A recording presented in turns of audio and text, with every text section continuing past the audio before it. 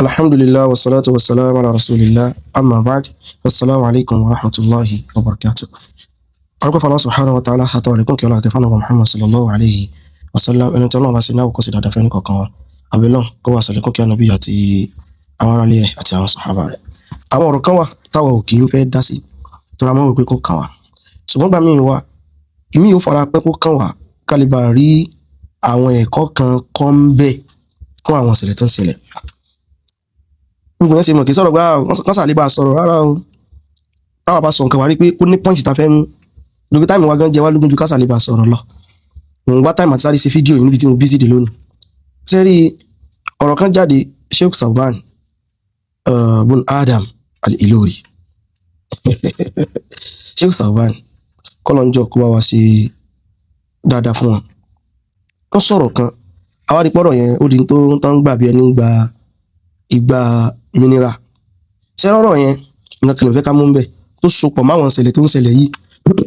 Mo notice kinní kan lẹ́nu ọjọ́ mẹ́ta yìí ó dàbí ìgbà tí Ọlọ́run tètè ń fi hàn àwọn èèyàn kan pé intanṣe yìí result ẹ̀rẹ́ o láì tí ìdá àkírọ̀ ó ń jọ bẹ́ẹ̀. Wọ́n lọ sí podcast kan, wọ́n ń pe podcast yẹn ní Deen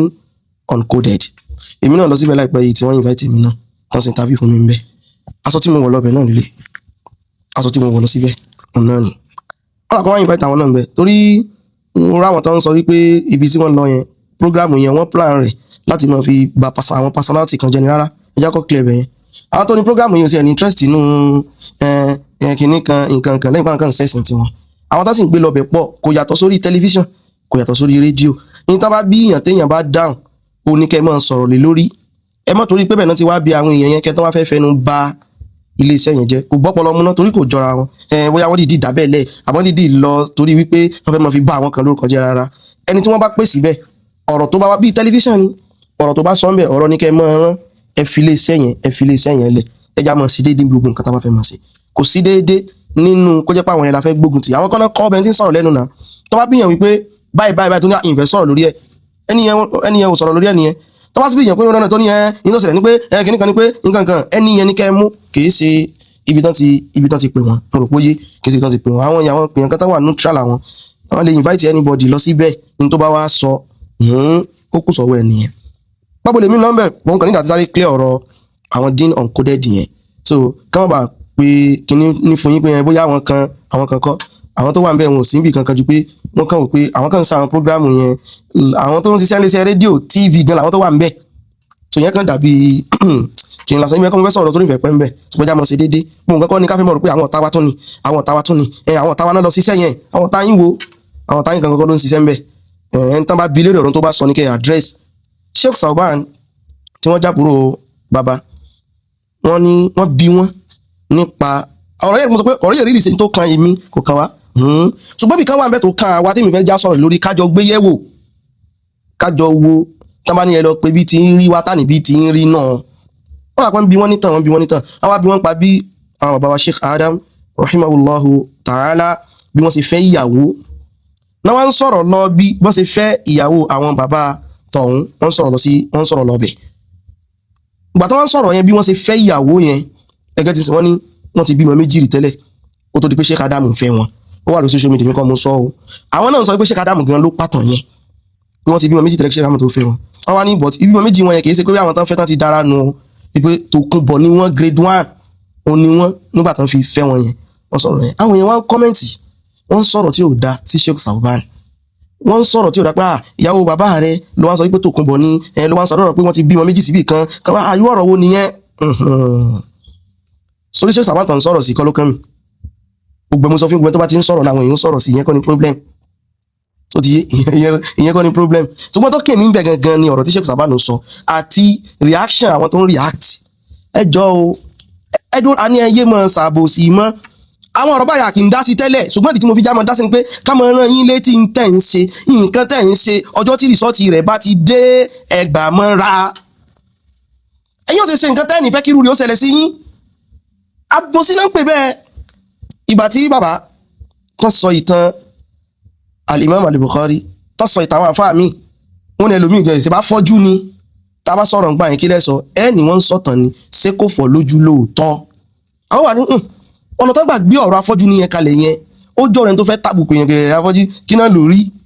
ẹni ṣèbí tàn ni èyí tí Sheikh Sawban sọ yìí ṣèbí tàn ni àbí tàn kan ni ìgbà tí wọ́n ń sọ̀rọ̀ àwọn tó ń sọ̀rọ̀ Abu Hurairah tó ní lọ́mọ jẹ sàárà ni mọ́ jẹ káàkiri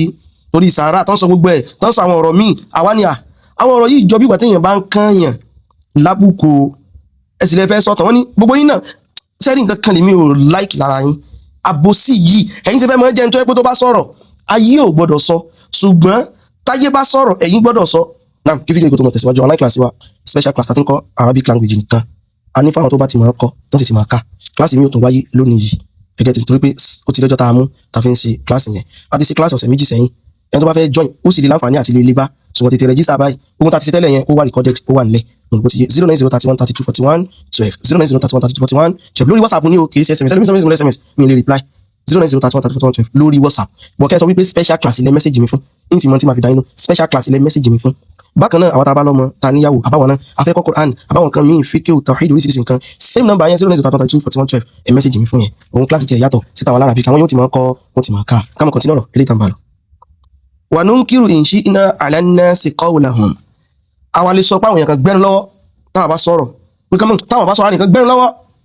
ṣùgbọ́n wa o táwa bá sọ̀rọ̀ wọn gbọ́dọ̀ sọ bẹ́ẹ̀ àwọn olè bá ṣe yun lẹ́ Yorùbá Imam Bukhari tẹ sọ̀rọ̀ rẹ̀ ẹni tàn ní ẹ̀yọ́ ọmọ yìí náà sọ ẹni tàn ní ẹni tí ó sì lákọọ́lẹ̀ ni Abu Hurairah wọ́n pè látẹnujẹ tán nítorí oúnjẹ ní wọ́n ṣe ní wọ́n jẹ sàrà káàkiri ẹni tàn nígbà tán ni wọ́n ṣe gbọ́rọ̀ yìí kalẹ̀ ò dáa ẹni wọ́n bú wọn ìtàn ní ẹni tí ó sì lákọọ́lẹ̀ ni èyí tí Sheikh Sawban sọ ṣé kò sí lákọọ́lẹ̀ ni tí ó bá sí lákọọ́lẹ̀ ní kẹ́ ẹ sọ pé kò sí lákọọ́lẹ̀ á lè mọ̀ pé tán sọ kò rí bẹ́ẹ̀ ọ̀tọ̀ ní tán sọ ó ti tán àwọn èyí tó sọ láìpẹ́ yìí àníyà àwọn ọ̀rọ̀ yìí kò yẹ kó rí báyìí ẹni tàn ní pé sáwọn náà kọ́lẹ̀ ni àwọn ìtàn tó wá ń sọ pa àwọn sàhábà yẹn tó ń sọ gan àwọn ìtàn míì tó ṣe pé wọ́n fi pa irọ́ mọ́ wọn ni táwọn ṣe àkọọ́lẹ̀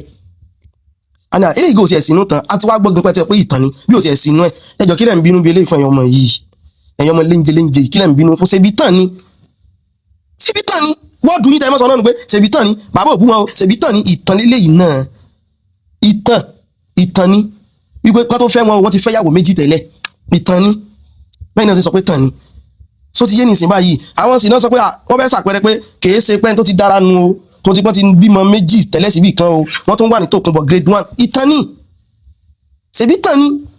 bẹ́ẹ̀ ṣe ń sọ nípa àwọn sàhábà bẹ́ẹ̀ ṣe ń sọ nípa àwọn àfà bẹ́ẹ̀ ṣe ń sọ nípa àwọn tẹ́ ń sọ nípa àwọn bẹ́ẹ̀ ṣe sọ nípa Umar àti Abubakar ẹni tàn náà ni nígbà ẹ̀kọ́dà ìgbà táwọn bí ikú báyìí wọ́n ń wò kú rẹ̀ ńlẹ̀ ni wọ́n ṣe jẹ oyè wọn náà ń dù ẹ̀ sì sọ tó ṣẹlẹ̀ tó tí ń tẹ̀ ń sọ yẹn fi ṣẹlẹ̀ ẹ̀ sọ bó ló ṣe ṣẹlẹ̀ ẹ̀ sọ kí lẹ́yìn ọmọ yìí sọ ẹni tàn ni. ìtàn náà ni ìtàn làwọn náà ń pa kí wá lóde tẹ̀yìn ọmọ yìí wá ń sunkún kí lóde tẹ̀ ń pariwo ṣé kò sínú tàn lásán pé ṣèkádà mùgán ló pàtàn ṣé kò sínú tàn ni. bí ọ̀rọ̀ tí mo program tí mo ṣe last before ilé náà ni mo ní àwọn ṣe sí tẹ́ ẹ máa ń ṣe àmọ́ sọ tẹ́ àwọn ìṣẹ̀lẹ̀ bẹ́ẹ̀ bá ti ń ṣẹlẹ̀ tẹ́ kí n lè gbà ẹ mọ́ ṣe fáwọn èèyàn tẹ́ ẹ bá ṣe fáwọn èèyàn wọ́n ràn yín létí pé sọ̀rọ̀ tí ìṣesí yìí o ẹ mọ́ ṣe ìtàn sí àtúnwá di wàhálà ìtàn ló wá di wàhálà báyìí ṣe bí tàn ni ìyẹn ní ó jẹ́ iná ò mọ̀ wípé àṣé nǹkan lè jẹ́ tàn lódodo ọ̀nà téèyàn bá gbọ́ sọ ìtàn ó lè jẹ́ ká yóò gbà á gbá ìtàn ní ń sọ ó sì lè jẹ́ yóò kóró ojú sí wípé ìtàn ló fẹ́ sọ lóòótọ́ ṣùgbọ́n ó ti fi nǹkan míì kàn kìí ṣe gbé náà ni ẹ ṣèbí tàn ni ọpọlọ wa yìí yóò kú débi àwọn míì tẹ̀sẹ̀ ń sọ ń pa àwọn tẹ́yìn tó ń sọ ń pa àwọn yìí ìmí ò rí bẹ́ẹ̀ ń pa wọn láwọ̀ ìfìtàrọ̀ dúnná tábà ìsọ pé bóyá ó sì rí bẹ́ẹ̀ náà ìtàn ní ìyẹn ìtàn lílé yìí náà ẹ̀yin ọmọ ìkílẹ̀ tẹ̀ ń pariwo kìí ṣètàn lásán wọ́n ti jọ ń jà ní kíní kankan àwọn kankan ti wà láàrin àníyàn òkà wa family issue nìyẹn òkà wa ti wà ṣùgbọ́n wọ́n pé ìtàn náà sọ kí ló wá fariwo kìí sọ̀rọ̀ bú àfà wọ́n ṣe kìíní kan ọ̀rọ̀ pé ṣèbí tàn ni sókè ọ̀rọ̀ pé kí ni ṣèbí tàn ni tí wọ́n ti jẹ́ tàn wà lílẹ̀ hamd kọ́lọ́n kó jọ kó sànù wà ìyẹn mú kan sáré fẹ́ sọ kí n tó lọ ájì mi court nípa ájì a ní 9 slot nílẹ̀ o tó ṣe pé àǹfààní ńláńlá ni o fún ájì 2026 ìtawà 9 slot ẹ tètè pé ájì mi kan káfà níyẹn tó lọ 08023880944 08023880944 ìgbà náà láti dúró àní sọ̀rọ̀ pọ̀ subhanakallahumma wa bihamdik ashhadu an la ilaha illa anta astaghfiruka wa atubu ilayk wassalamu alaikum wa rahmatullahi wa barakatuh.